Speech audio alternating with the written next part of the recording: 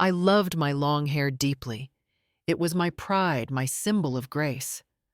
I cared for it with devotion, never once imagining I'd ever cut it. But one day I lost that precious part of myself in the most shocking and painful way. The person who held the scissors, who coldly chopped it off, was none other than my daughter-in-law. And the crude, humiliating reason she gave left me burning with anger and disbelief. Stay with me through this video and witness every chilling moment of what truly happened. Don't forget to like, share, and tell me in the comments where you're listening from. I'd love to know.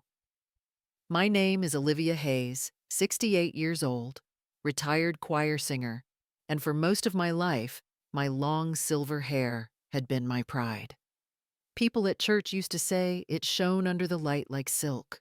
It was the one thing I never let anyone touch. That afternoon, the living room was full of laughter and the smell of lemon cake. My friends from the church choir were there, my neighbors, and of course my son Christian and his wife Isabella, the picture-perfect couple everyone admired. Isabella, with her flawless makeup and designer dress, handed me a neatly wrapped box. She said she had prepared a special gift for me and asked me to close my eyes. Everyone around clapped, expecting jewelry or some sweet surprise. I smiled, trusting her, and let out a soft laugh as I closed my eyes. Then came the sound of metal, the sharp click of scissors. Before I could react, I felt the sudden, violent tug near my neck. Gasps filled the room. My eyes flew open, and a lock of my silver hair fell onto my lap. Isabella stood over me, holding the scissors like a trophy. Her phone was propped up, recording the entire thing. She said this was for another mother who needed it more. The room went silent, except for the faint hum of her phone camera. My heart pounded so hard I could barely breathe. I stared at her in disbelief, at my own hair scattered across the carpet. Then I looked at Christian, my son, my only child. He didn't move. He didn't even meet my eyes. When I whispered his name, he just pressed his lips together and turned away. Isabella kept talking, saying her mother had cancer, that she would make a wig out of my hair to restore her mother's dignity. Her words sliced through me, sharper than the scissors had. People murmured awkwardly. No one knew what to say. The cake candles melted into waxy puddles, and the room smelled of shame instead of sugar. Christian finally took Isabella's arm and led her away, their perfect image cracking under the weight of silence. I sat there, my lap full of the hair I'd nurtured for 60 years, the camera still recording my humiliation. That was the moment something inside me broke. Or maybe something finally woke up. When I look back, I realize I wasn't always this quiet woman people see now.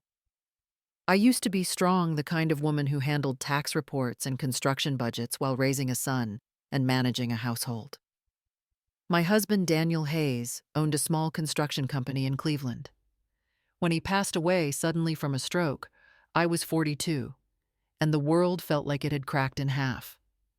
People whispered that a widow couldn't survive long in business, that I should sell everything and live off the insurance. But I didn't. I stayed. I worked. I learned how to sign contracts, balance ledgers, and face men who thought I was easy to fool. The settlement money and what little savings Daniel left became the seed for my quiet independence. I bought 2 small rental houses in Ohio. They were nothing fancy, but they kept the bills paid. Years later, I bought a piece of land near the coast in Maine. No one in the family knew about it. That was my safety net, my private corner of peace if life ever turned cruel again. Daniel used to say my hair was the pride of both of us. It was long, soft, and silver, even before I turned 50. Every morning he would brush it for me while I read the paper. He said it made me look like a woman who belonged to the sea, calm but strong. After he was gone, I kept it long as a way to remember him. It became my armor, my way of showing that time could touch me but never break me. After retiring at 65, I joined the church choir. Singing kept me alive. We sang for charity events, visited nursing homes, and raised money for the homeless. I baked bread for Sunday markets and donated most of the earnings. The church community called me the Silver Angel.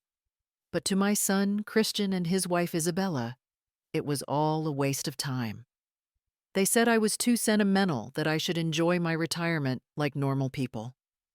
I smiled and said nothing. They never understood that helping others was what kept me from turning cold. Looking back now, I see how easily people mistake kindness for weakness. I thought my quiet strength would be enough to hold my family together. I was wrong. Christian was my only son. He met Isabella Moore. She was beautiful, in the kind of way that photographs love tall, elegant, always aware of where the camera was. Her father owned half the commercial buildings in downtown Cleveland, and her life seemed carefully arranged to look effortless.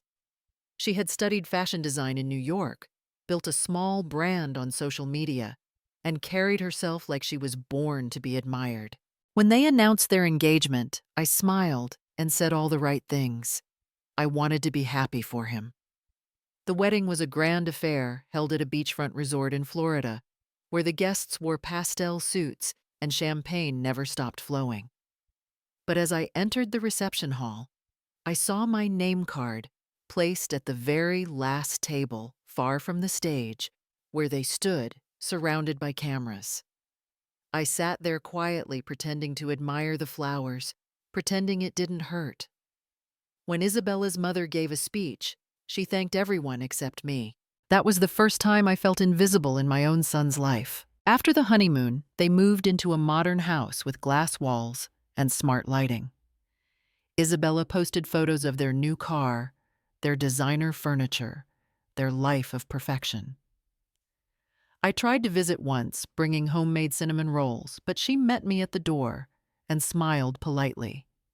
She said she preferred minimalism and that my cozy, old-fashioned smell might linger on the couch. Then she added lightly that I should enjoy my vintage lifestyle while she lived in the modern world. Her words were sweet, but her eyes said something else entirely. Christian changed too. After joining his father-in-law's company, he was given the title of regional director almost immediately. He wore tailored suits, now drove a foreign car, and stopped answering my calls during the day. When we did talk, his tone was careful, distant, as if my voice could somehow embarrass him. Once at a family dinner, I reached for his hand, but he pulled it back, whispering that people might misinterpret. It was subtle at first, the way love turns cold. A skipped visit here, a short message there, until silence became routine. I told myself it was just a phase, that marriage changed people. But deep down, I knew something else had moved into my son's heart, a hunger for status, and a woman who knew how to feed it. At first, I tried to hold on to what was left between us. I called every Sunday morning, asking how work was going, if they had eaten, if Isabella liked the soup recipe I sent. Most of the time, my calls went unanswered. Sometimes Christian would pick up after a long pause, his voice polite but hollow, always ending with, "I'm busy, Mom. I'll call you later." Later never came. The silence stretched like a wall between us, built one ignored call at a time. I began leaving small food baskets at their doorstep. Homemade lasagna, apple pie, jars of jam. Isabella sent a short message once, "Please don't leave things here without asking first. It doesn't match the image of our home." The word image stayed in my head for days. I understood what she meant. In her world of glass and perfection, an old woman with homemade food didn't fit. From then on, my presence became something she wanted to erase. I could feel it in the way Christian hesitated when I suggested visiting. He'd say, "Maybe another time, Mom. Isabella has people over," or, "We're filming content today, can we do it next week?" His words were gentle, but each one carried a quiet rejection. One afternoon, I decided to surprise him. I dressed neatly, brought a small box of lemon cookies, and went to his office downtown. I told the receptionist I was here to see my son. She checked the schedule and smiled awkwardly. "Mr. Hayes asked not to be disturbed during work hours," she said. The words hit harder than I expected. I nodded, pretending not to mind, but when the elevator doors closed, the reflection of my own face blurred behind tears. I stood there, clutching the cookies until my hands trembled. That evening, I found an envelope in my mailbox, a transfer slip with a polite note from Christian. "For your monthly expenses, Mom. Please take care of yourself. No call, no visit. Just the cold efficiency of money. It wasn't help, it was payment. A quiet way to say, don't call, don't come." I folded the note and placed it in my drawer. Sometimes I still dial his number not to speak, but to hear the ring. It reminds me he's still somewhere in the world, even if no longer in my life. Noah was 10 when he became the only light left in my dimming days. He was a quiet boy, gentle, curious with eyes that always seemed to understand more than he should. When he was younger, he used to spend every Saturday at my house. We would water the garden together, counting how long it took for the hummingbirds to come. Sometimes he would sit by the piano legs swinging, asking me to sing the hymns I used to perform at church. His small hands would clap offbeat, his laughter filling the kitchen like sunlight. Those were the sounds that made my old house feel alive again. But as Isabella's presence grew stronger, Noah's visits became fewer. She said his schedule was too full, that he had extracurricular classes, that their weekends were already planned. Then came the cruelest words she said. My home wasn't clean enough, that it wasn't sanitary for a child. I kept my face calm when Christian repeated her words to me, but inside something cracked. They made me sound like a stranger, like a burden that needed to be managed. I tried to stay connected in the only ways I could. I mailed Noah small gifts, comic books, oatmeal cookies, and letters written in my careful handwriting. I told him stories about his grandfather and the garden that still bloomed for him. But most of the packages came back unopened.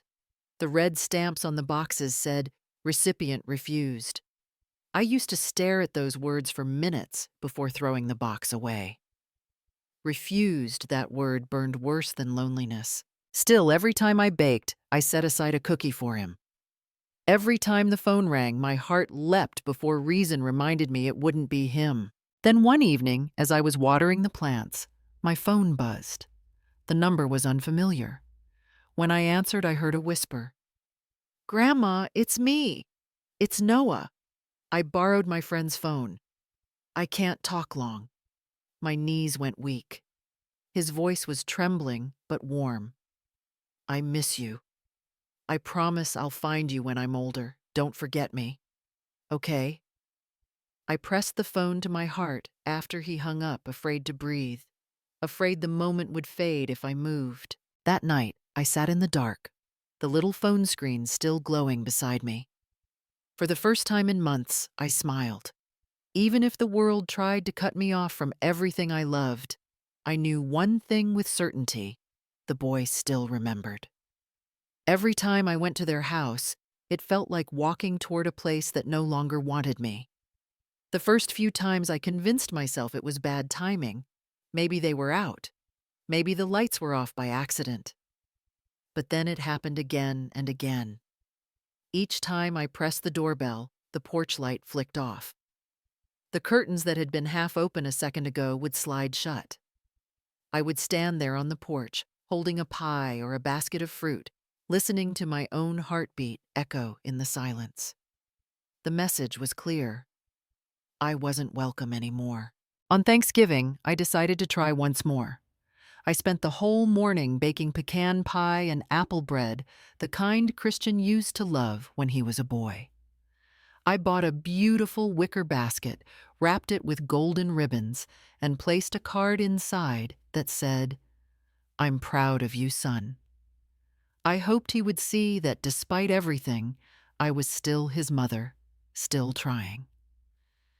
The next morning, when I walked past their gate on my way to church, I saw the basket lying upside down in the trash bin. The card was still inside, smeared with rainwater.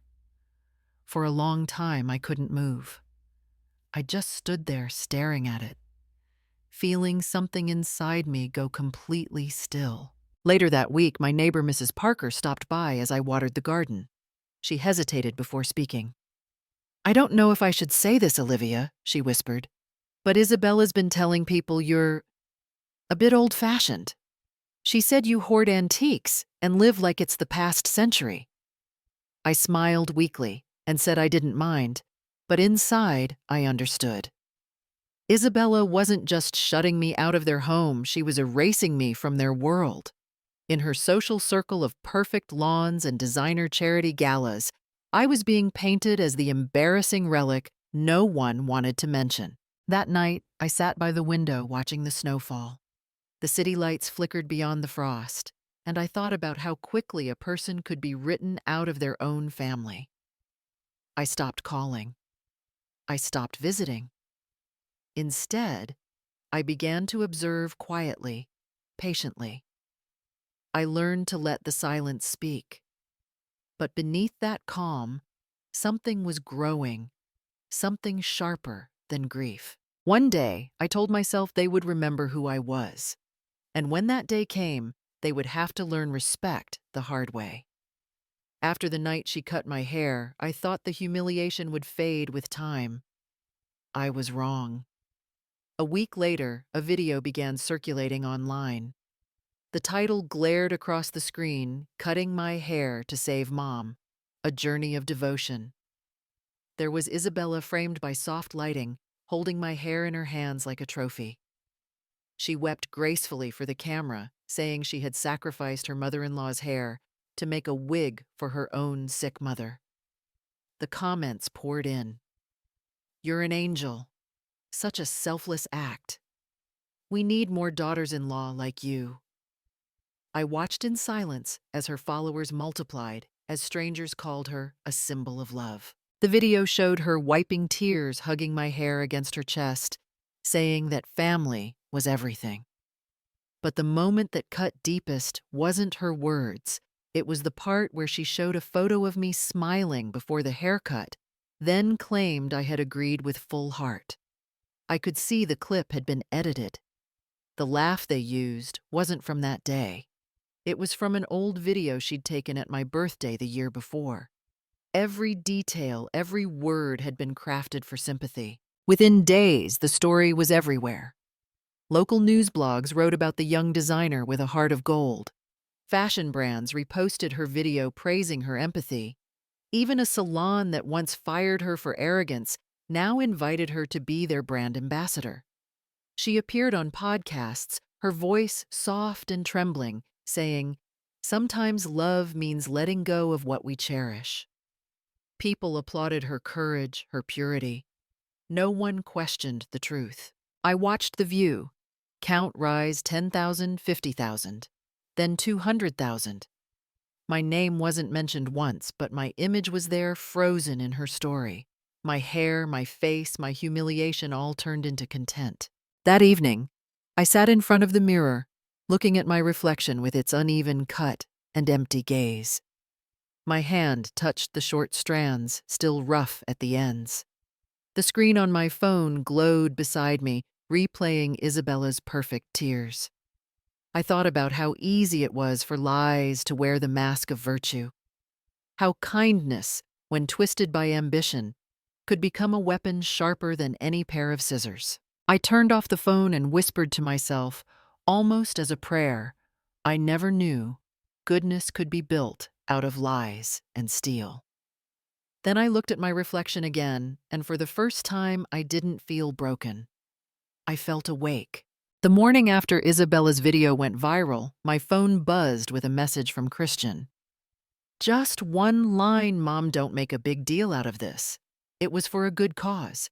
No greeting, no apology, not even a question asking how I felt." I stared at the screen for a long time, my fingers trembling over the keys. A mother always believes she can still reach her child, so I called him. The call lasted only 11 seconds. His voice was low, rushed, as if he were speaking from behind a closed door. "Isabella just wanted to help her mother," he said. "Please don't make things worse. Don't hurt my wife." Then there was a click, and the line went dead.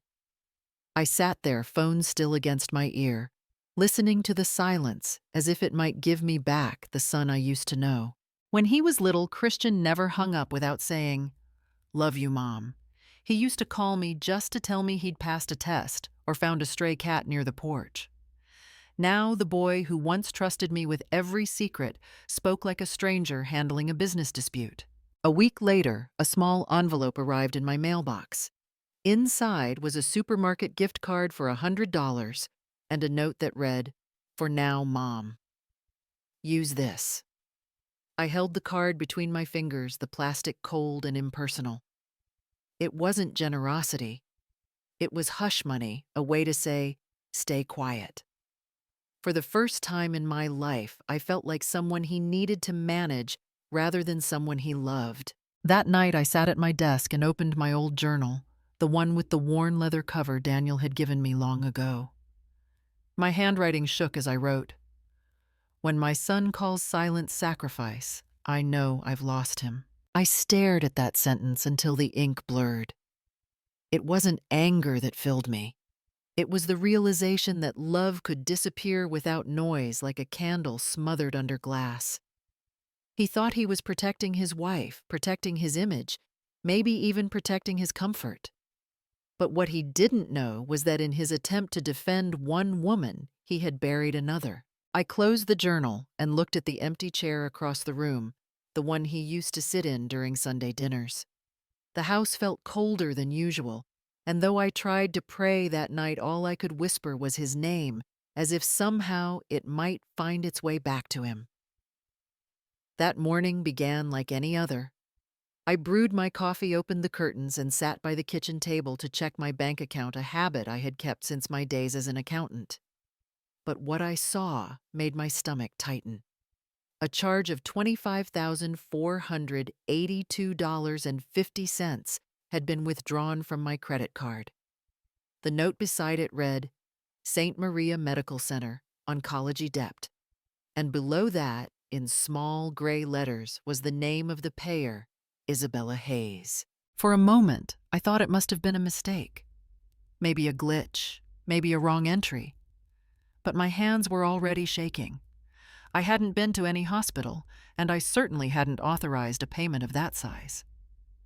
I called the bank, pressing through the automated voice menus until I finally reached a representative. Her tone was polite but firm. She confirmed the transaction had been made through electronic authorization linked to my family health insurance profile. My breath caught when she added, "It appears the authorization came from a user with shared access, Isabella Hayes. She's listed here as the person who last updated your insurance documents last year." I closed my eyes. I remembered that day clearly, Isabella standing in my kitchen, smiling sweetly as she offered to help update my insurance records online. She'd said she just needed my login to handle some forms for Christian's new job benefits. I'd trusted her. I had watched her type, never realizing she was also adding herself as an authorized user on my account. As the bank representative explained my options, dispute forms, fraud reports, verification procedures, I barely heard her. My mind had already gone quiet. The number 25,000 echoed in my head, not just as money, but as proof. Proof that the haircut, the fake charity video, all of it had been part of something much bigger. After the call ended, I sat there staring at the transaction details on my laptop screen. St. Maria Medical Center, Oncology Debt. The same hospital Isabella claimed her mother was receiving treatment at. I suddenly remembered how she'd told everyone my hair had become a wig for her mother. Now it was my money paying for the same lie. My hands trembled as I reached for my notebook and began writing everything down, the time, the amount, the reference number, every detail. Years of accounting had trained me to track every cent, but this was more than numbers. This was betrayal written in digits. Under U.S. law, what she had done was clear financial elder abuse, the use of a senior's assets through deception or manipulation. A criminal offense. I whispered the term out loud, tasting each word like iron. For the first time, I wasn't just hurt. I was angry and aware. I drove to St. Maria Medical Center that morning with a folder clutched in my hands, the printed bill, my ID, and every ounce of disbelief I had left. The air smelled faintly of disinfectant and coffee, that sterile mix only hospitals have. I went straight to the accounting office, where a young woman in scrubs greeted me with a polite smile. I handed her the papers and said as calmly as I could, "I'm here to verify a payment made under my name for a patient named Mary Moore." She typed for a few moments, eyes flicking across the screen, then frowned slightly. "Ma'am," she said, hesitating, "there's no Mary Moore in the oncology department." My heart skipped. "Are you sure the charge was listed under oncology?" She shook her head, scrolling again. "There is a Mary Moore in the system, but she's registered in the cosmetic surgery unit." She glanced at the record. The procedure was breast augmentation and facial tightening. For a moment, I couldn't breathe. My fingers gripped the counter until my knuckles whitened. "I need to see the appointment details," I whispered. The clerk nodded and printed the schedule. There it was, black on white, primary contact, Isabella Hayes. Under the payment information field was my own email address, the one linked to my insurance account. It felt like the room tilted. The air turned heavy, pressing against my chest. I had come here hoping for some mistake, some misunderstanding, but the truth stared back at me in ink and data. Isabella hadn't used my money to save anyone's life. She'd used it to pay for her mother's vanity. I walked out of the office, the papers trembling in my hands. As I passed through the corridor toward the elevators, laughter echoed from the VIP wing. I stopped when I heard a familiar voice, sharp, excited, and unashamed. "The surgery went perfectly. Mom, you'll be trending again in no time. Our followers will lose their minds." My pulse roared in my ears. Through the half-open door, I caught a glimpse of a woman lying in bed, her face bandaged, holding up a phone while Isabella filmed her. The sight hit me harder than any slap. All the months of humiliation, the lies, the fake tears online, now laid bare in the harsh light of a hospital corridor. I stood there for a moment, frozen, then felt something ignite deep inside me. It wasn't sadness anymore. It wasn't disappointment. It was fury, clean, sharp, and alive. For the first time in a long while, I didn't feel powerless. I felt ready. I stood at the narrow gap in the curtain and watched without making a sound because the world had already made too much noise for me that week, and I wanted for a moment to keep something private that was mine. Through the slit, I saw Mary lying pale and bandaged her face, partly hidden beneath sterile strips, one hand holding up a phone, as if her breath depended on the little screen, and a nurse standing by, who kept repeating that it was only local anesthesia, and everything would be fine.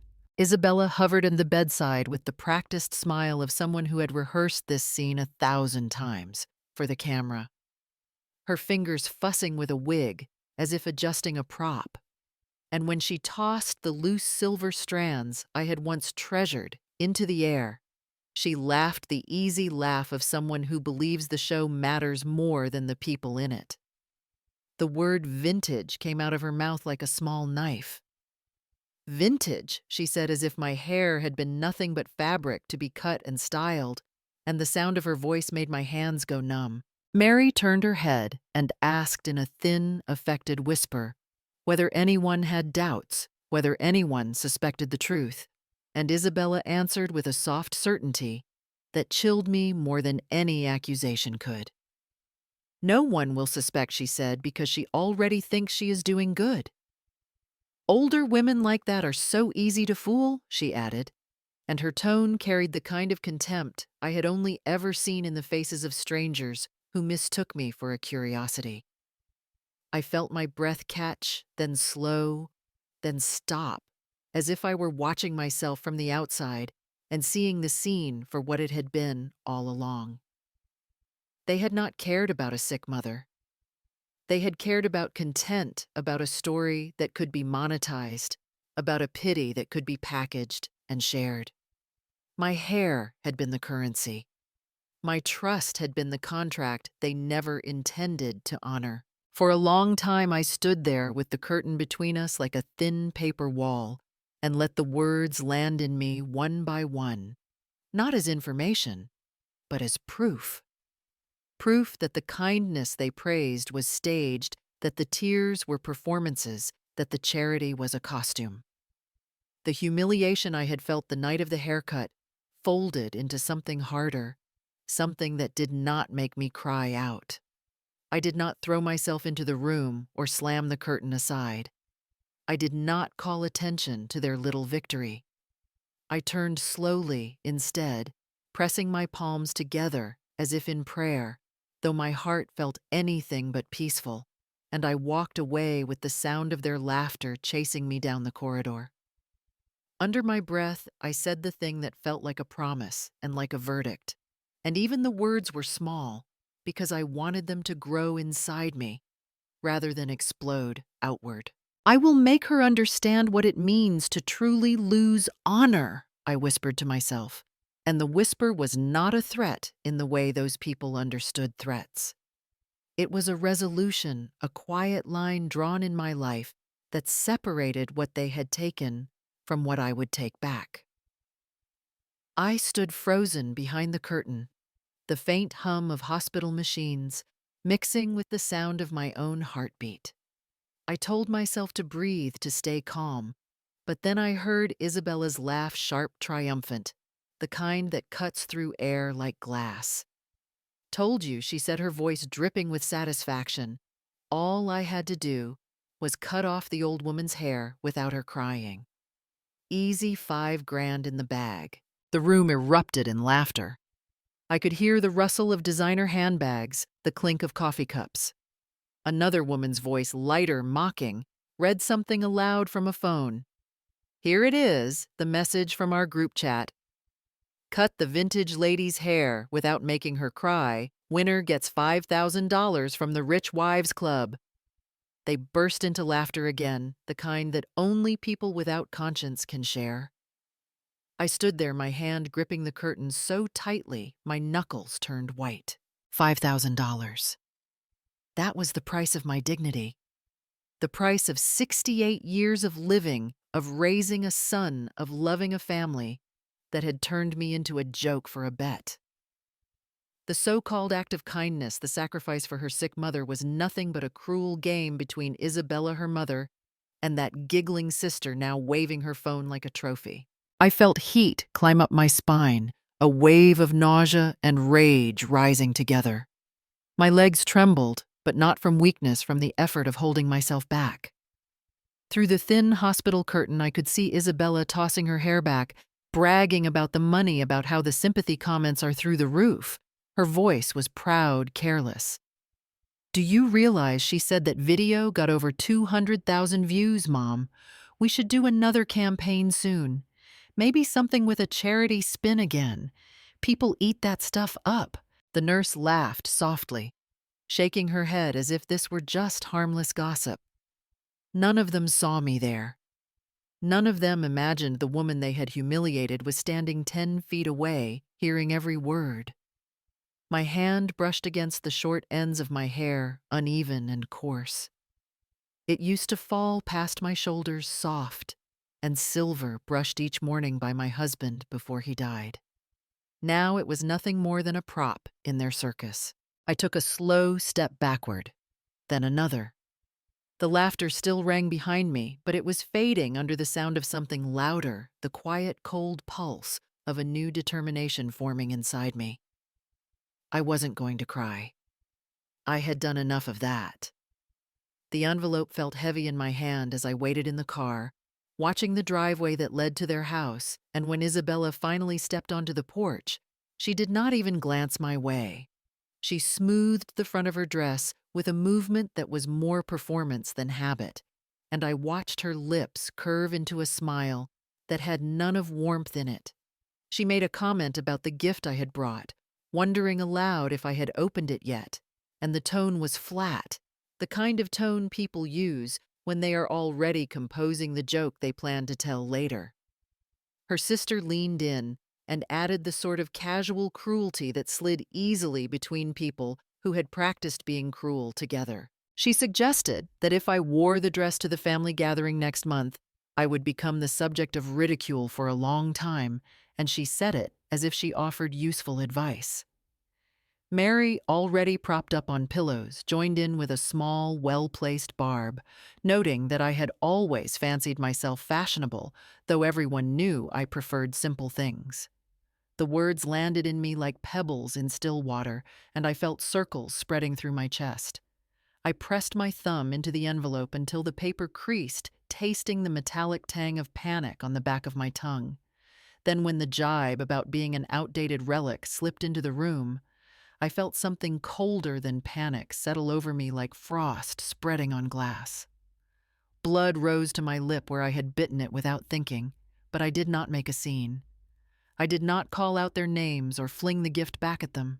Instead, I met Isabella's eyes for a single slow moment and kept my face even, the way I had taught myself to do when speaking with contractors or signing papers. Inside words gathered like stones, heavy and precise, each one a contract I might one day enforce. If they were going to buy the theater of humiliation with money and public mockery, I would take a different currency into the ring. I thought about contracts, about deeds, and the small print that had kept my houses safe when Daniel was alive, and about the records no one can edit once you know where to look. I pictured my ledger and the quiet rows of figures that had always told the truth, and I felt the old accountant in me stir awake.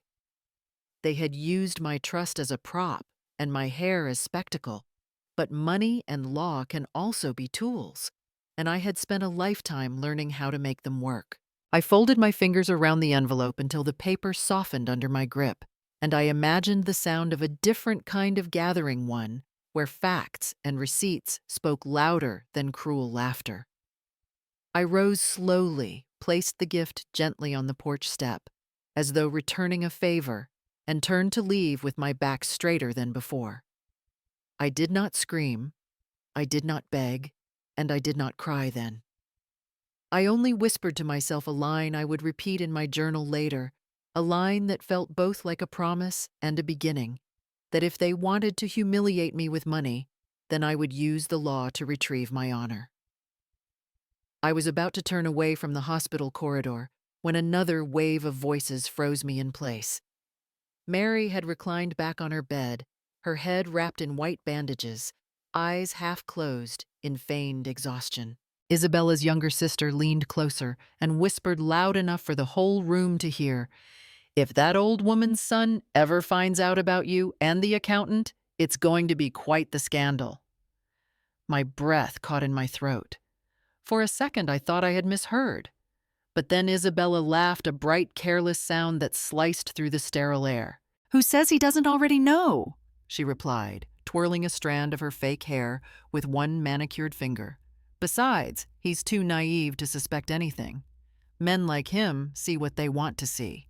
And Mom," she added with a smirk, "you've got your own little friend, haven't you? The one from that charity committee?" Mary let out a soft chuckle, the kind only people without shame can produce. "Oh, please," she said. "At least mine isn't dumb enough to text during board meetings. You should be careful, Isabella. Affairs are expensive if you don't play them right." The three of them began talking openly, their words tumbling out like gossip at a beauty salon. They joked about using company funds to book hotel rooms and expensing dinners that weren't exactly business-related. Every sentence twisted like a knife. I could hear the pride in their voices, the thrill of getting away with it. To them, Deception wasn't shameful. It was strategy. I pressed a hand against the cold wall, trying to steady my breath. The air felt heavy, almost poisonous. My son's wife, the woman who had paraded herself as a symbol of virtue, the face of online kindness, was cheating on him. Worse, her mother and sister were part of the same web of deceit, laughing as if infidelity were a family sport. Through the curtain, I saw Isabella checking her reflection in the phone camera, adjusting her lipstick before taking another selfie beside her mother's bed. The image she captured, devoted daughter radiant smile, would no doubt be posted with some hollow caption about family and love. I wondered how many people would like that photo, how many would call her inspiring. Inside me, something cracked, but it wasn't the kind of pain that made you cry. It was the kind that made you think. For every cruel word, every lie, every stolen dollar, there would be a reckoning. I had spent my life balancing ledgers, finding truth in numbers. Now I would balance something far heavier. I turned and walked away quietly, my footsteps steady. Behind me, their laughter echoed down the hall, but this time it didn't sting. It sounded like evidence. The laughter behind the curtain had turned into a blur of words, but one phrase sliced through everything like a blade transfer through the company's marketing account. My heart skipped.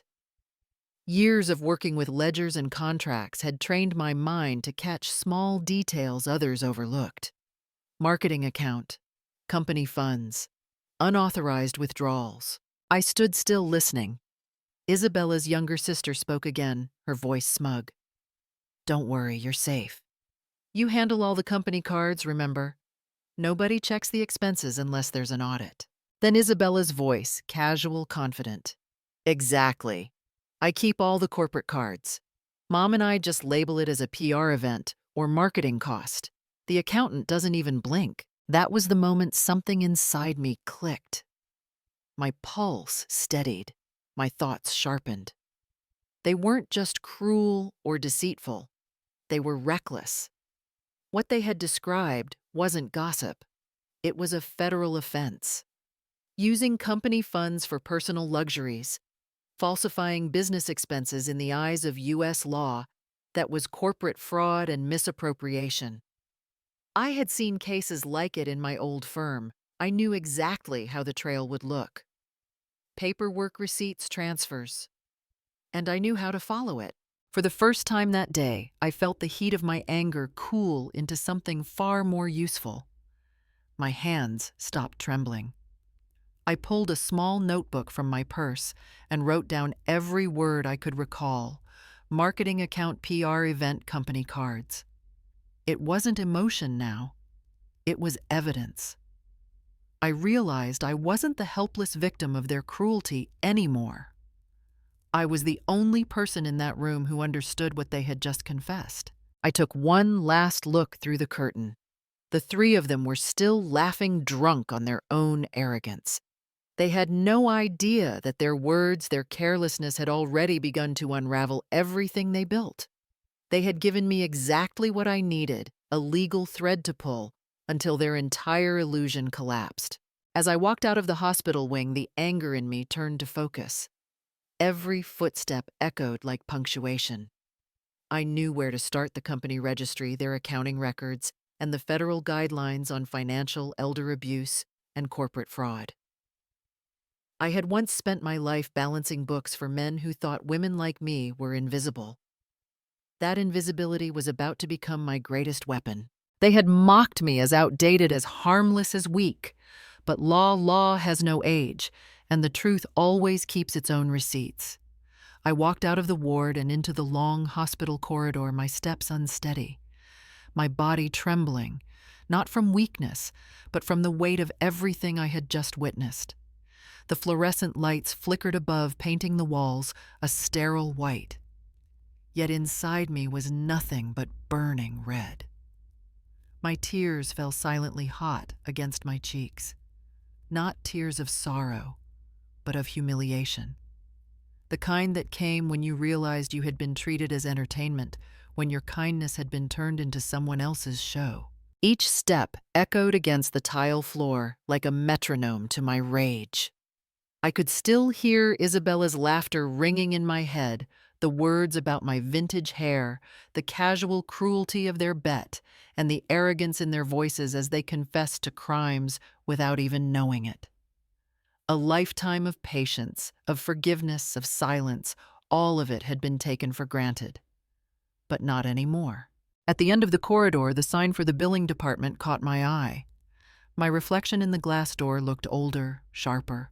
Someone who had finally stopped asking for kindness. I walked to the reception desk where a young woman in blue scrubs greeted me with a polite smile. My voice was calm when I spoke, almost too calm for how much anger was running through my veins. "I need a copy of the invoice and payment history for a patient named Mary Moore," I said. She typed quickly, her nails clicking against the keyboard. "You're the card holder for the transaction, correct?" "Yes," I replied, sliding my ID and card across the counter. "The payment was made under my authorization, or so they claim." She nodded. "Then you can request a copy. We'll prepare the documents for you in a few minutes." "Thank you," I said softly, though my voice sounded strange to my own ears, cold, composed, deliberate. As she walked away, I stood there watching the hallway fade into the distance. Just moments earlier, I had been a woman humiliated, tricked, betrayed by her own family. But in that moment, I became something else, a witness, a strategist, a woman with purpose. I realized revenge didn't always start with rage. Sometimes it began at a front desk with a single printed receipt. I wasn't going to scream. I wasn't going to fight them on their terms. I was going to do what I did best, document everything. Numbers, signatures, transaction IDs, the quiet, undeniable truth. When the receptionist handed me the envelope, I thanked her and turned toward the exit. My reflection in the glass door no longer looked like a victim. It looked like someone preparing for war, not with fists, but with facts. I stood in front of the mirror and examined the short, uneven hair that now defined my face. I touched the stubby ends with a finger that still trembled from the hospital corridor, and in the glass I saw a woman who had been both softened by years and sharpened by recent betrayals. If they could take my hair, they could not take my memory. If they could turn my kindness into a spectacle, I would turn their spectacle into evidence. I whispered to myself, "I will take back justice." And then I opened the old leather address book Daniel had left on the hall table. Names blurred into familiar loops, and there it was, Weston Graham, written in Daniel's tidy hand, the man who had guided us through trusts and wills when life demanded decisions. I dialed his number, and the line carried a lifetime. When Weston answered, his voice was steady and familiar, and immediately warm when he heard me. He said I still owe Henry Hayes a favor, and then he asked me to tell him exactly what happened. I let the story spill out. I spoke about the birthday, about Isabella standing like a director with scissors, about the phone recording, and the way the room went silent when my hair fell. I told him about the video with the staged tears, the 200,000 views, and about the bank transaction that had charged my card for $25,000 with the hospital listed in the description. I told him about the hospital visit and the receipt showing cosmetic surgery, about the names listed, and the email entry that was mine. I told him about the laughter and the whispered bet, and the phrase about the marketing account that stuck in my mind like a splinter. He listened without interruption, asking small, clarifying questions now and then. When I finished, there was a pause, and then Weston said he would help. He explained slowly that bringing down such a house of cards required patience and precision. He said we must let them reveal their own hand. He said legal processes had a rhythm and that evidence must be gathered in a way that could not be dismissed as bitterness or mistake. He spoke of subpoenas, of tracing company ledgers, of requesting bank records, and corporate expense reports, of the federal statutes that govern misuse of company funds and elder financial abuse. He reminded me that public outrage is a poor substitute for a court document. He told me not to act rashly, not to confront them in anger, because an outburst could be spun against me. I felt a strange calm settle over me as he outlined the steps. The rage that had burned like a flare was now a steady light, guiding a map. He asked if I had copies of the hospital bill, the transaction screenshot, and the video link. I said yes. He asked if I still had written notes about the words in the corridor. I passed the phone across the room and read them aloud. Weston marked dates advised me to collect everything and not to share it with anyone except him, and said he would begin with a quiet letter requesting records. He said that often the first letter made people flinch and that their own mistakes would begin to show under scrutiny. When we hung up, the house felt different. The small leather book sat on the table like a promise. I was no longer only a wounded woman.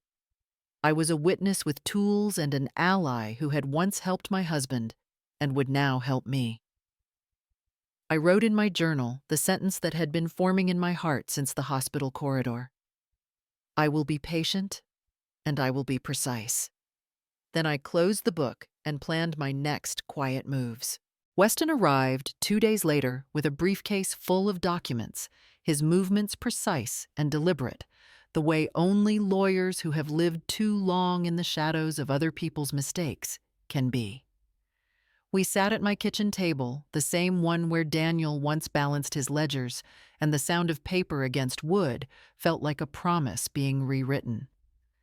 Weston adjusted his glasses and said calmly, "We'll remove their reach, not by confrontation, but by structure." Then he laid out the plan, the last will and testament, and the revocable living trust, rebuilt from the ground up. Line by line, we went through every clause, every date, every property title. The 2 houses in Ohio, the parcel of land in Maine, the savings accounts, the insurance. Even my late husband's old pension, all of it would now be placed under the Hayes Foundation for Elder Justice, a charitable trust to protect seniors from financial exploitation. Weston said, "You're not just protecting your own legacy, Olivia. You're creating a wall that no greedy hand can climb." In the new will, Christian's name was struck out entirely. The paragraph that once read to my beloved son Christian Hayes now ended with a quiet but final statement for violation of moral duty and participation in financial misconduct. I revoke all rights to inheritance. Weston paused as I read those words. I felt something between sorrow and relief. My son's name, the name I had whispered in prayers, defended in family arguments, and carried like a burden of hope, was now just ink erased by consequence. When we finished, Weston asked if I was sure. I looked at him, my voice steady. If they want money, they'll have to watch it go somewhere they can never touch. He nodded slowly, signing his initials on the last page. Then this, he said, isn't just a will. It's justice disguised as paperwork. He left the copies for me neatly stacked in a sealed folder.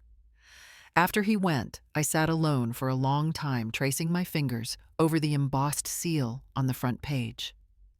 The words, "The Hayes Foundation for Elder Justice," gleamed faintly under the afternoon light. For the first time in months, I felt a quiet sense of control return, not revenge, not bitterness, just clarity. The assets that once represented family ties had now become a shield for others like me. I closed my eyes and imagined Daniel's voice saying, "Good accounting is the art of balance." This was my balance, not just of numbers, but of justice. That evening, the rain tapped softly against the window as I picked up the phone and dialed a number I hadn't used in years. Ethan Reed, my late husband's distant nephew, had grown up in Cleveland, a quiet boy who once spent summers helping Daniel file receipts in the back office. Now he was a mid-level accountant at Moore and Hayes Holdings, the company Christian managed. When he answered, his voice carried both surprise and warmth. "Aunt Olivia, I didn't expect your call." I wish it were a social one, I said. Ethan, I need your help, and I need you to be very careful. There was a pause, then a cautious tone. Is this about Christian or about Isabella? I drew a deep breath. Both. And about what they've been doing through the company. He exhaled slowly. I thought something was off. The finance team's been puzzled for weeks. There've been irregularities. He lowered his voice. Unexplained payments to luxury resorts, private spas, and a new set of credit cards that don't match any staff records. And there's something called Aurora Marketing, a vendor that doesn't exist. I felt a chill travel up my spine. Can you get me details? Ethan hesitated. Aunt Liv, if I access the executive ledgers or transfer logs, it'll leave a trace. If they find out, I could lose my job. Then be discreet, I said quietly. Don't change anything. Just observe and record. I need proof, transactions, invoices, account numbers. Focus on Isabella, her mother, and her sister. Their spending patterns will tell the truth. He sighed, but I could hear determination forming in his voice. All right. I can pull the expense logs and vendor files from our shared accounting system. I'll email the reports from an encrypted account. Give me a few days, Ethan. I said, my tone softer now. I know I'm asking a lot. But this isn't just about money. It's about justice for your Uncle Daniel, for me, and for everyone they've deceived. He was quiet for a moment before answering. I understand. My dad always said Uncle Daniel taught him that numbers never lie. Maybe it's time they told the truth again. When the call ended, I sat in silence, the weight of the coming days pressing against me like a storm waiting to break. I looked down at the notes Weston had left me, phrases like asset misappropriation and federal liability circled in red. Soon, with Ethan's help, those wouldn't just be words. They would be evidence. I whispered to the rain outside. Justice is never easy, Ethan, but it's always worth it. Weston called me early the next morning, his voice steady and businesslike. Olivia, he said, it's time we gather something that can't be denied. I've arranged a meeting with someone who can help us. That afternoon, I met Harold Briggs, a tall, deliberate man in his 50s, with sharp eyes and the calm manner of someone who had spent decades watching people ruin themselves. Weston introduced him as a federally licensed private investigator specializing in financial and marital fraud. Harold extended his hand and said simply, I find the truth, ma'am. The facts always do the heavy lifting. Within days, he had set up discreet surveillance. Isabella had been traveling frequently to a resort in Florida for what she called client networking events. Harold checked the guest log's security footage and expense forms. 3 weeks later, he returned to my porch with a flash drive and a grave expression. You might want to sit down, he said. On the screen, I watched the resort lobby, Isabella in a silk dress. Sunglasses perched on her head, greeting a man much younger than Christian. They walked to the pool, bar, laughed, and later, in a dim hallway, she kissed him without hesitation. Harold paused the footage, giving me time to breathe. That, he said quietly, is your daughter-in-law with her company's marketing director. The man's name is Ryan Carson. He then opened another folder. And this is from Las Vegas last month. The photographs showed Mary and her younger daughter in a hotel suite drinking champagne with 2 men I didn't recognize. The receipts matched hotel bills and spa services, all charged to the corporate card of Moore and Hayes Holdings. Harold flipped to the last photo, which showed a signature on the transaction slip. It was Isabella's. I felt no tears this time, only a still, cold clarity.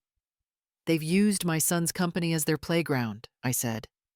Harold nodded. Exactly.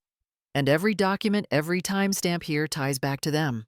That evening, I sat with Weston in his office. We transferred all files onto an encrypted USB drive. Weston labeled it Evidence A, Fraud and Misconduct.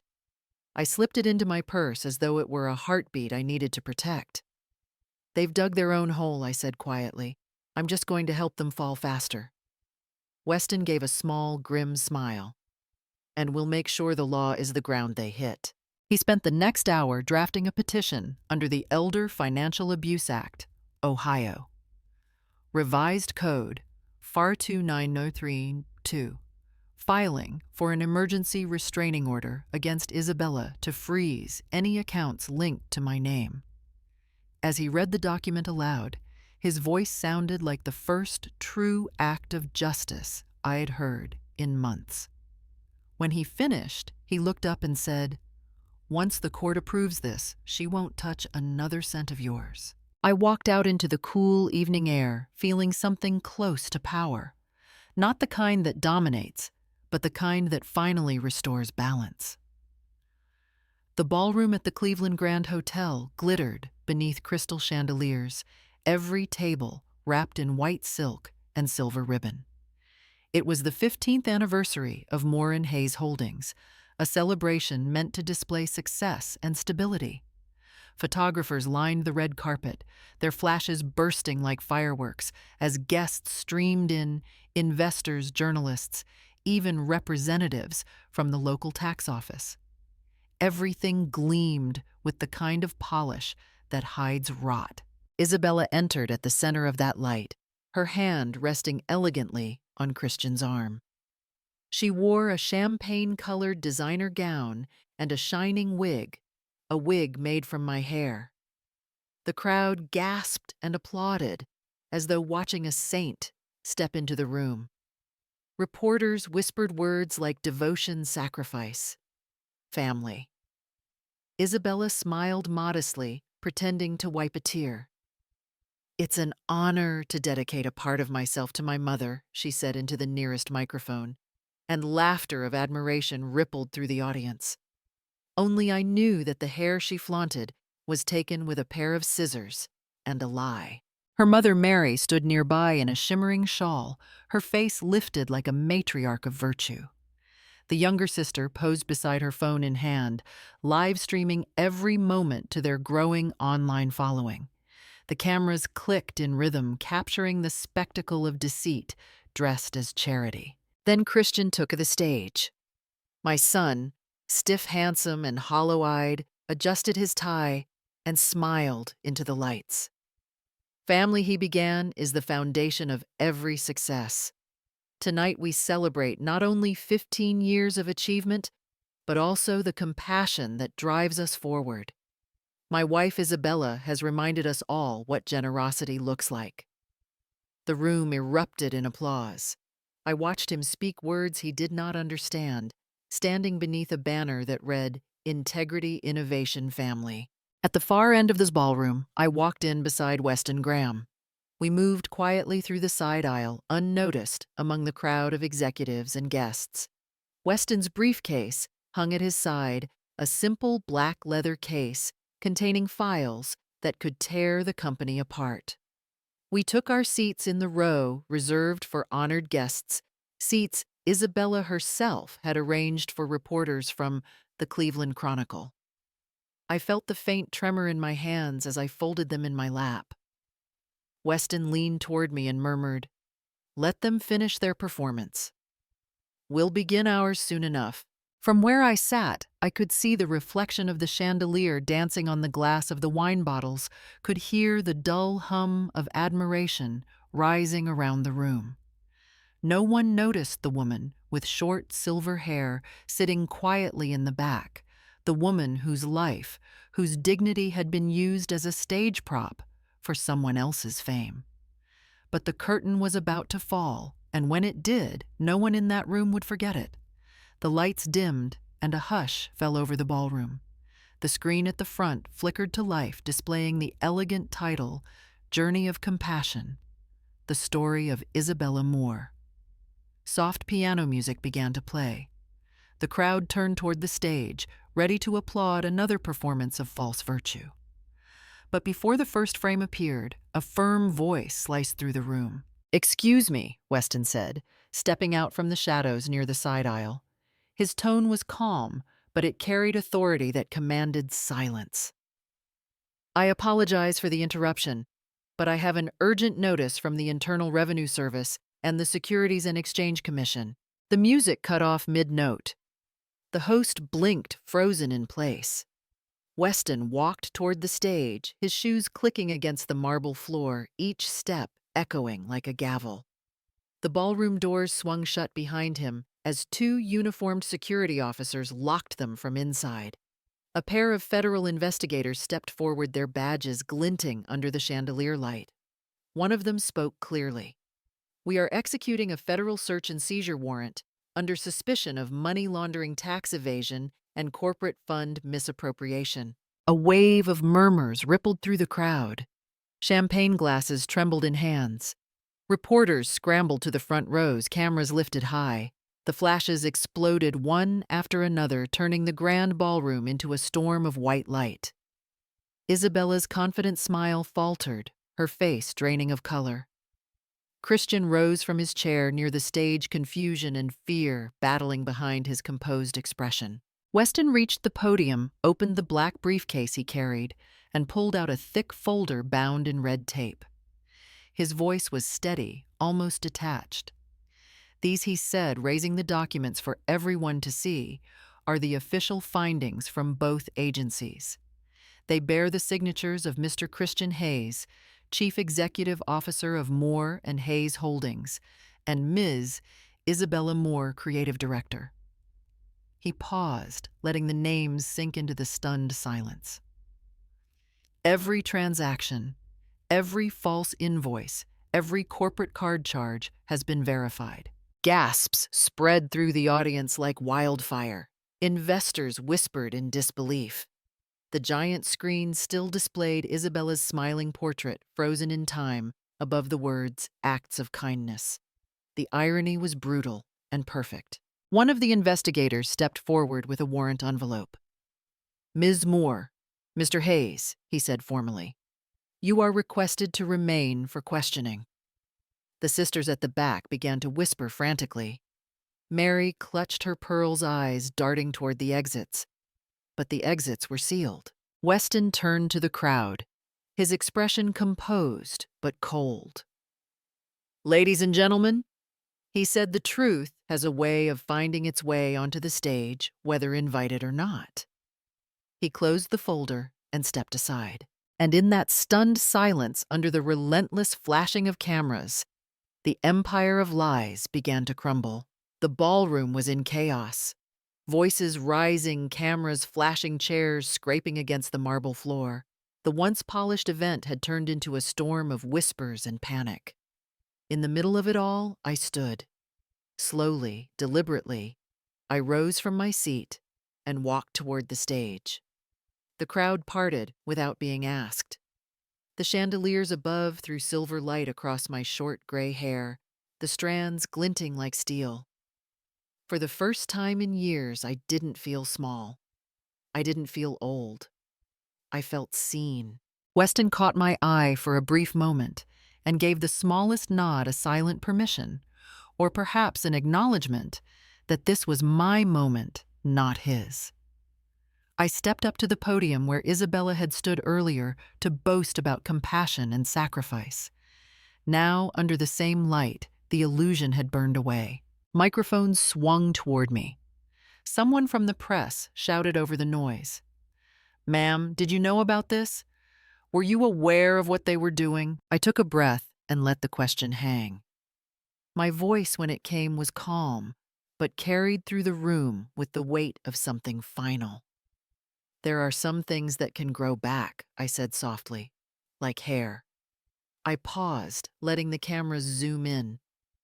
"But honor, once it's gone, never grows back." The words echoed through the hall, cutting through the noise like a slow wave of thunder. Even the clicking of the cameras stilled for a moment. On the massive screen behind me, my image appeared. Silver hair, shining eyes, clear face, unshaken. For the first time that night, silence reigned. I looked down from his podium and found Isabella. She stood near the front, her body stiff, her hands clutching the hem of her designer dress. The same wig, the one made from my hair, seemed suddenly heavy on her head. Her lips trembled, as she tried to keep her composure, but the cameras caught every twitch, every flicker of fear. I didn't feel pity. I didn't feel anger. What I felt was something colder, something sharper, the quiet triumph of truth. I let my gaze rest on her for one heartbeat longer, then allowed myself a faint smile. It wasn't the smile of revenge, but of release. Around me, the murmurs began again, softer this time, reverent almost. The local news crew kept their cameras rolling. Within hours, my words would travel beyond that ballroom, splashed across every headline in Cleveland. There are some things that can grow back, but honor never grows back.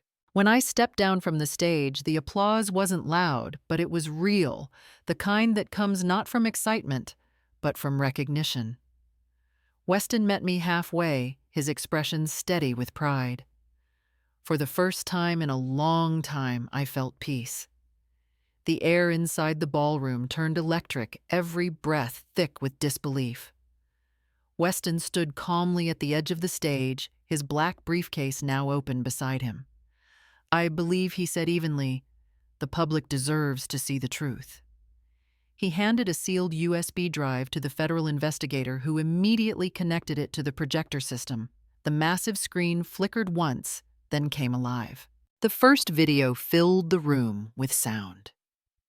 Isabella at a Miami resort, laughing under palm trees, her arms wrapped around a young man in a white shirt.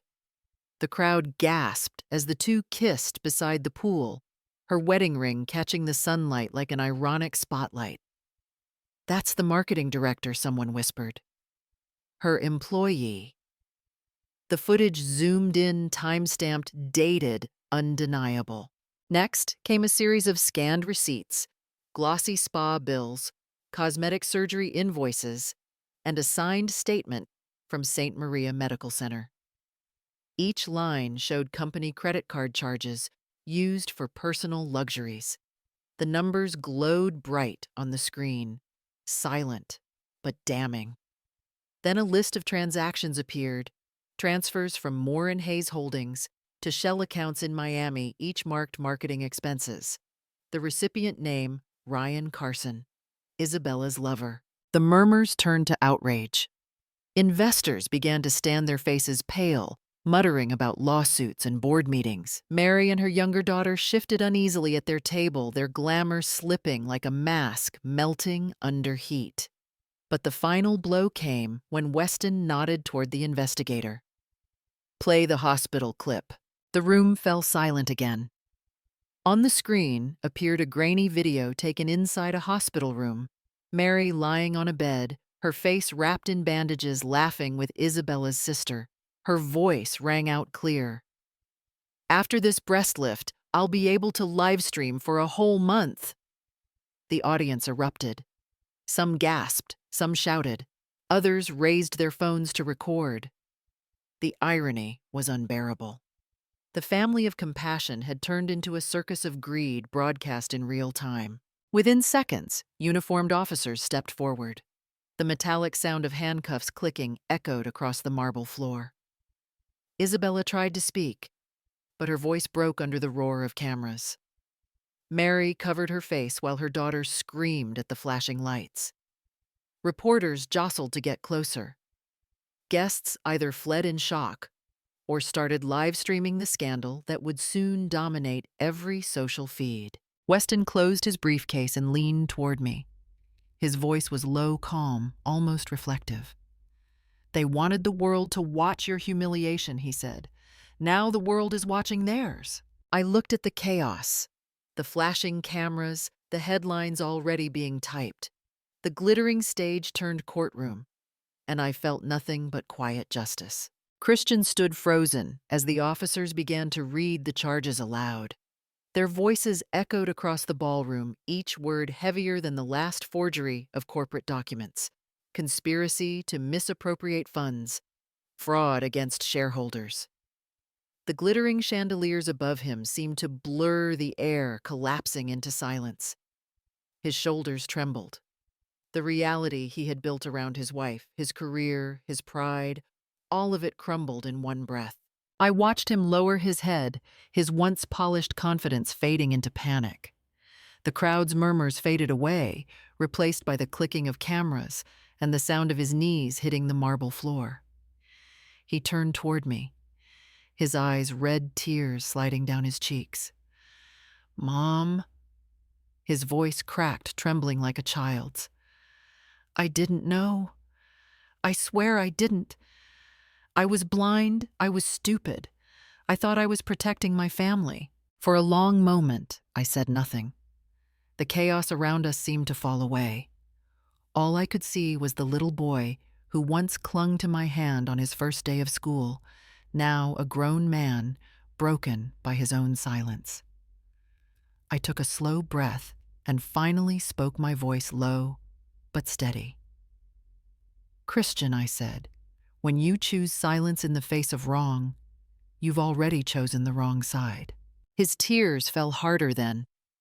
He tried to speak, but his voice was lost beneath the storm of flashes. Reporters captured everything: the son kneeling on the floor, the mother standing tall above him, her silver hair glowing under the harsh light. That image, I later learned, would appear on every front page the next morning, under the headline, "Justice and Dignity, a Mother's Stand." I felt no triumph, only a hollow ache. Love does not vanish overnight, even when it's been betrayed.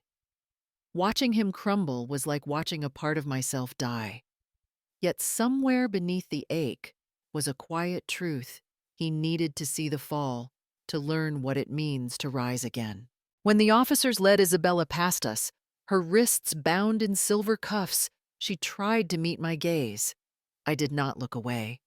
My voice came out calm, almost gentle, but sharp enough to cut through the noise.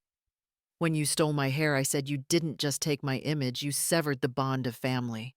Her eyes darted away, shame replacing the arrogance she once wore like perfume. The cameras caught that too, the fallen queen and the silent mother, who no longer needed to raise her voice. As Isabella disappeared beyond the doors and Christian buried his face in his hands, I turned away, my heart steady. The pain was deep, yes, but justice at last was deeper. The investigation that followed moved faster than anyone expected. Within weeks, every newspaper in Ohio carried the same headline: "The Moore Family Scandal, Fraud Affairs and Corporate Collapse." Federal agents uncovered a tangled web of deceit, fake invoices, offshore accounts, lavish vacations disguised as business trips, and a network of secret lovers tied to company funds. The picture was clear: the entire empire Isabella's family had built was nothing more than a stage set built on lies. Mary, Isabella, and her sister were indicted for financial fraud, tax evasion, and corporate embezzlement. Their luxury cars were seized, the mansion foreclosed, and their names struck from every social invitation list in Cleveland's upper circles. The same influencers who once praised Isabella's compassion now deleted old photos with her, pretending they had never known her. The fall was swift and absolute. Christian, once the proud director of Moore and Hayes Holdings, lost everything. The board removed him within days, citing gross negligence and complicity. When Isabella was sentenced to prison, her family disowned him completely. For the first time in years, he found himself alone, a man stripped of wealth, title, and illusion. He rented a small apartment on the east side of town and took a modest accounting job at a community business. Every night, he picked up his son from school, learning the quiet routines he had long abandoned. It was a slow redemption, but a genuine one. As for me, I didn't keep a cent. Following Weston's advice, I finalized the transfer of all my assets into the Hayes Foundation for Elder Justice. My 2 rental homes, the savings accounts, even the land in Maine, everything went toward legal aid and shelters for victims of elder financial abuse. My name appeared in local papers, not as a victim, but as an advocate. Reporters visited my modest home asking how I found the strength to forgive. I told them simply, you can't keep what's been stolen, but you can turn the loss into light for someone else. The church where I once sang every Sunday now kept a small plaque in the choir room. It read, "In honor of Olivia Hayes, the woman whose hair was taken, but whose dignity never was." Sometimes when I walk through the neighborhood, people still stop me on the street. Some offer words of admiration. Others just smile with quiet respect. I nod politely, but inside I know the truth. Justice is never loud. It doesn't roar or seek applause. It stands quietly, like gray hair under sunlight, unbreakable and real. The morning light in Maine was soft and golden, spreading across the quiet garden behind my small coastal cottage. The sea breeze carried the faint scent of salt and lavender, brushing gently against my short silver hair as I leaned down to water the roses. The air was peaceful, the kind of peace that doesn't come from forgetting, but from surviving. Each bloom seemed to whisper something only I could hear, that life, no matter how broken, always finds a way to grow again. When I finished tending to the garden, I walked toward the old white mailbox by the fence. Inside lay a single envelope written in the uneven handwriting of a child. My heart lifted the moment I saw the name Noah, my little grandson. I tore it open carefully, afraid even the paper might hold a heartbeat. Inside was a short letter, full of spelling mistakes and smudged ink. Dear Grandma, I miss you. Mommy says I should focus on school, but I just wanted to write. When I grow up, I want to sing with you in church like before. I still remember your song about angels. Love, Noah. My fingers trembled slightly as I held the paper close. For a long moment, the garden around me blurred into color and light. Tears slipped down my cheeks, but they weren't from pain. They were from grace, the quiet kind that doesn't need to be seen. I whispered softly, my voice carried away by the breeze, "Thank you, Lord, for the bonds that cannot be cut." I folded the letter and placed it back into the envelope, then set it on the windowsill, beside a small framed photo of Noah as a toddler, smiling with his missing front tooth. The sound of church bells echoed faintly from the nearby town, carried across the water. I closed my eyes and let the sound fill the silence of my heart. It struck me then that forgiveness doesn't mean forgetting, and justice doesn't always roar like thunder. Sometimes it's quiet, like the sound of waves against the rocks, or a child's handwriting on paper. I had lost a son to pride, a daughter-in-law to greed, and a family to deceit. But what remained was something purer, a second chance at peace, at faith, and at dignity. I went back to the garden, humming softly, the hymn Noah loved most, the one about redemption and light. The wind caught my voice and carried it toward the horizon where the ocean met the sky. For the first time in a long while, I felt whole. If you've ever been betrayed, don't stay silent. Tell your story so your voice can give strength to someone else who needs it.